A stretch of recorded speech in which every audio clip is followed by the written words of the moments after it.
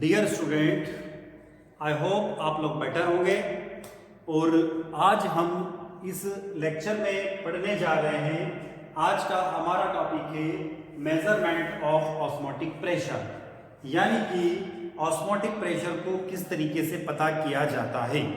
अब सबसे पहले, इससे पहले वाला जो हमारा वीडियो लेक्चर था, उसमें हम लोगों ने पढ़ा था कि ऑस्मोटिक प्रेशर किसे कहते हैं। तो हमने कहा था कि ऑस्मोटिक प्रेशर में जो सॉल्वेंट के मॉलिक्यूल सॉल्यूशन में मूव करते हैं, उन मॉलिक्यूल को सॉल्वेंट से सॉल्यूशन में जाने से रोकने के लिए जो एक्सटर्नल प्रेशर अप्लाई किया जाता है, उस एक्सटर्नल प्रेशर को ऑस्मोटिक प्रेशर कहते हैं। उसी के बारे में बात करते हुए हम आगे बात करते हैं और यहां पर चलते हैं मेजरमेंट ऑफ ऑस्मोटिक प्रेशर। अब ऑस्मोटिक प्रेशर जो है उसको मेजरमेंट करने की बहुत सारी मेथड्स है। उन मेथड्स में से कुछ मेथड्स, उस मेथड में से एक मेथड हमारे बोर्ड पे आपको दे रखी है। हम पहले कौन कौन सी मेथड उसकी तरफ चलते हैं। सबसे पहले आती है फेपर मेथड, उसके बाद आती है मोर्स और फेजर मेथड, और उसके बाद आती है बर्कले हार्टले मेथड्स। ये क्लास 12 और इसके साथ साथ नीट जेई की जो एग्जाम होती है उसमें भी बहुत महत्वपूर्ण है। अब ये बर्कले हार्टले मेथड होती क्या है, उसकी तरफ चलते हैं। बर्कले हार्टले मेथड का एक एपरेटस आपको बोर्ड पर दिखाई दे रहा है। जो एपरेटस इसमें यूज किया जाता है, हमने यहाँ पर इसको बना रखा है। इस एपरेटस में एक पोरस एपरेटस होता है। इसकी जो वॉल होती है, ये वॉल पोरस होती है। क्या होती है? पोरस। यानी ये जो बनी होती है, ये सेमी परमिएबल मेम्ब्रेन की होती है। किसकी होती है? सेमी परमिएबल मेम्ब्रेन की बनी होती है। तो ये जो वॉल्स होती है, ये किसकी बनी हुई है? तो ये सेमी परमिएबल मेम्ब्रेन की बनी हुई है। ये जो सेमी परमिएबल मेम्ब्रेन है, यहां पर हम सेमी परमिएबल मेम्ब्रेन में कॉपर फेरोसाइनाइड का यूज करते हैं। किसका यूज कर रहे हैं? तो सेमी परमिएबल मेम्ब्रेन में हम यूज करते हैं कॉपर फेरोसाइनाइड का। इससे पहले वाले वीडियो में हम लोगों ने देखा था कि कॉपर फेरोसाइनाइड बनाया कैसे जाता है। तो यहां पर कॉपर फेरोसाइनाइड जो है उसका फार्मूला इस प्रकार से रहता है। क्लियर है? तो ये हो गया कॉपर फेरोसाइनाइड। तो कॉपर फेरोसाइनाइड की ये जो सेमी परमिएबल मेम्ब्रेन है, ये दोनों क्या है कि कॉपर फेरोसाइनाइड के इसके अंदर बनी रहती है। आगे बात करें हम लोग इसके साथ में, तो ये एक एपरेटस होता है जिसमें पोरस होता है। क्या होता है? पोरस, यानी कि इसके अंदर छोटे छोटे से पोर्स होते हैं। सेमी परमेबल मेम्ब्रेन के अंदर क्या होते हैं? छोटे छोटे से पोर्स होते हैं। अब ये जो पोर्स होते हैं और ये पूरा जो मेटल होता है, ये गन मेटल का बना होता है। किसका बना हुआ है? गन मेटल का पूरा एपरेटस बना हुआ है। अब इसके अंदर क्या होता है, हम यहां देखें तो आपको यहां पर एक प्रेशर, एक्सटर्नल प्रेशर यानी बाहर से प्रेशर अप्लाई करने के लिए यहां से बाहर से प्रेशर अप्लाई किया जाता है। ये एक प्रेशर गेज होता है। कितना प्रेशर यहां से अप्लाई किया गया इससे मेजरमेंट कर सकते हैं। इस फनल से हम वाटर को अंदर इंटर करते हैं और इधर की तरफ एक कैपिलरी ट्यूब होती है जिसमें वाटर लेवल डिक्रीज होता है और इंक्रीज होता है, यानी कि बढ़ता और घटता रहता है। अब हम इसको देखते हैं कि ये प्रोसेस कैसे होता है, ये काम में कैसे आती है। अब इस एपरेटस की बात करें तो इस प्रोसीजर में, इस प्रोसीजर के द्वारा आप ऑस्मोटिक प्रेशर का मेजरमेंट कर सकते हैं। अब जिस सॉल्यूशन का हमें ऑस्मोटिक प्रेशर पता करना होता है, उस सॉल्यूशन को यहां पर लिया जाता है। क्लियर है? तो इसके अप वाले पोर्शन और डाउन वाले पोर्शन में हमने क्या ले लिया? सॉल्यूशन ले लिया। और इसके सेंटर वाले पोर्शन में जो कि सेमी परमिएबल मेम्ब्रेन की दोनों तरफ लेयर होती है, इसमें हम क्या करते हैं? वाटर को फिलअप कर देते हैं। वाटर हमने किससे फिलअप किया? इस फनल से वाटर को फिलअप कर दिया। अब क्या होता है कि ये जो सॉल्यूशन है और ये जो वाटर है, इसको हम देखें कि यहां पर कैपिलरी ट्यूब के द्वारा हम क्या करते हैं? वाटर लेवल का मेजरमेंट किया जाता है कि कितना वाटर लेवल डाउन हुआ। अब क्या हुआ कि यहां पे सॉल्यूशन जो होता है, ठीक है, तो यहां पे ये सॉल्यूशन में से जो सॉल्वेंट होता है, वो सॉल्वेंट धीरे धीरे कहां जाने लगता है? वाटर की तरफ मूव करने लगता है। तो इधर से भी, ऊपर से भी वाटर की तरफ आएगा, इस नीचे से भी वाटर की तरफ आएगा। अब ये कंटिन्यूसली फ्लो हो रहा है, यानी ऑस्मोसिस की प्रोसेस चल रही है।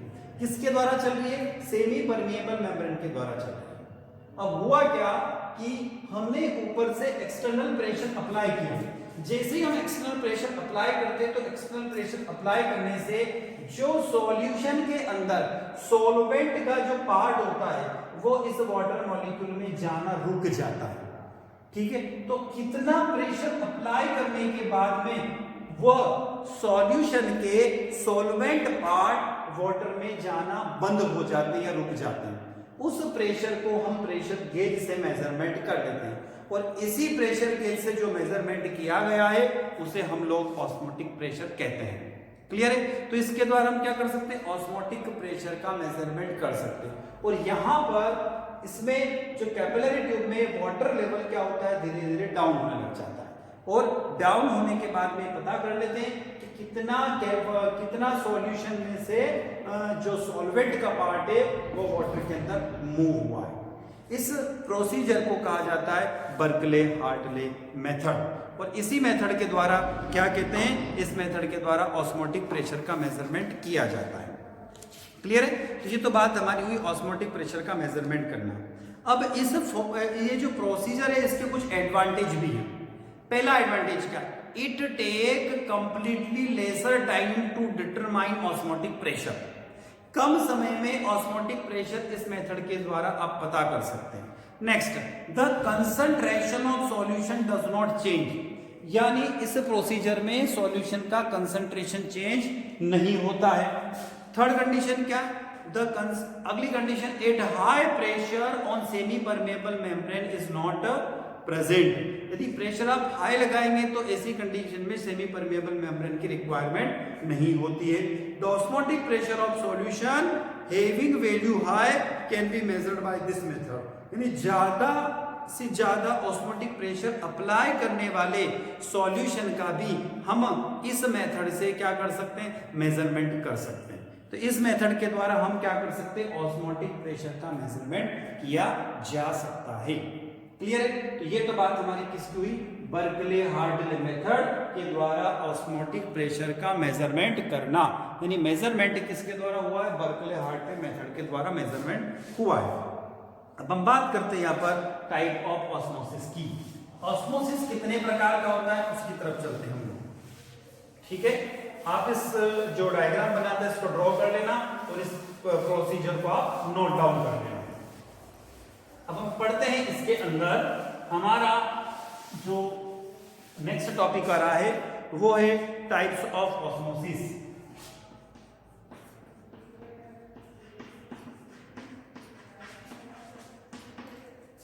Types of osmosis. ऑस्मोसिस कितने प्रकार का होता है? सबसे पहला जो ऑस्मोसिस होता है उसको कहा जाता है एक्सो ऑस्मोसिस। जो दूसरे प्रकार का ऑस्मोसिस होता है उसको कहा जाता है एंडो ऑस्मोसिस। और जो तीसरे प्रकार का होता है उसको बोलते हैं रिवर्स ऑस्मोसिस। कुल मिला के ऑस्मोसिस की प्रोसेस तीन टाइप की होती है। सबसे पहली बात करते हैं एक्सो ऑस्मोसिस किसे कहते हैं? तो the outward osmotic flow of water from a cell containing a aqueous solution through a semipermeable membrane is called exosmosis. यानी कि ऑस्मोसिस की प्रोसेस में किसी सेल से सॉल्वेंट के मॉलिक्यूल सेमी परमेबल मेम्ब्रेन से बाहर की तरफ चले जाते हैं तो उसे कहा जाता है एक्सो ऑस्मोसिस, यानी द आउटवर्ड ऑस्मोटिक फ्लो, यानी बाहर की तरफ जाना। Water from a cell containing an aqueous solution through a semipermeable membrane is called exosmosis. ठीक है, अब इसका एक एग्जांपल क्या है? हम यहां पर एक एग ले यानी अंडा ले लें और उस अंडे को हमने क्या किया, उस अंडे की बाहरी यानी आउटर लेयर को हम निकाल दें और निकालकर किसी NaCl के सैचुरेटेड सॉल्यूशन में डाल दें तो ऐसी कंडीशन में वो श्रिंक हो जाता है यानी कि सिकुड़ जाता है। उसको कहा जाता है एक्सोऑस्मोसिस। दूसरा होता है एंडोऑस्मोसिस, यानी कि the inward flow of water into a cell containing an aqueous solution through a semipermeable membrane. क्या कहा हम लोगों ने? The inward flow of water into the cell containing an aqueous solution through a semipermeable membrane, it is called endosmosis. यानी कि अर्धपारगम्य झिल्ली यानी semi permeable membrane से जो सेल के अंदर का जो सॉल्वेंट होता है वो बाहर की तरफ चला जाए तो उसे कहा जाता है एंडोऑस्मोसिस। ठीक है, अब आते हैं reverse osmosis. When the pressure is applied on a solution, side is more the osmotic pressure, the solvent molecule start moving from solution side toward pure solvent side through a semi-permeable membrane. This is called reverse osmosis. It helps in purification of hard water into soft water. It is called reverse osmosis.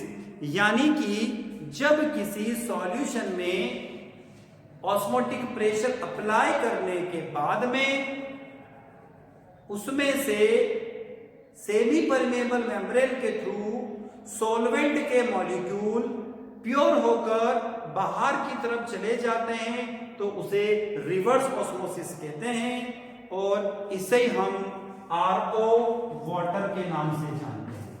हम लोग बोलते हैं ना RO water क्या होता है, तो RO water में जो प्रोसेस अप्लाई की जाती है उसको बोलते हैं रिवर्स ऑस्मोसिस। यानी इसकी हेल्प से हम हार्ड वाटर को सॉफ्ट वाटर में कन्वर्ट कर सकते हैं। क्लियर है? तो हम लोगों ने भी पढ़ा मेजरमेंट ऑफ ऑस्मोटिक प्रेशर, ठीक है, उसके बाद पढ़ा बर्कले हार्टले मेथड और टाइप्स ऑफ ऑस्मोसिस। क्लियर है? तो इस वीडियो के अंदर हमने इतनी चीजों को डिस्क्राइब किया।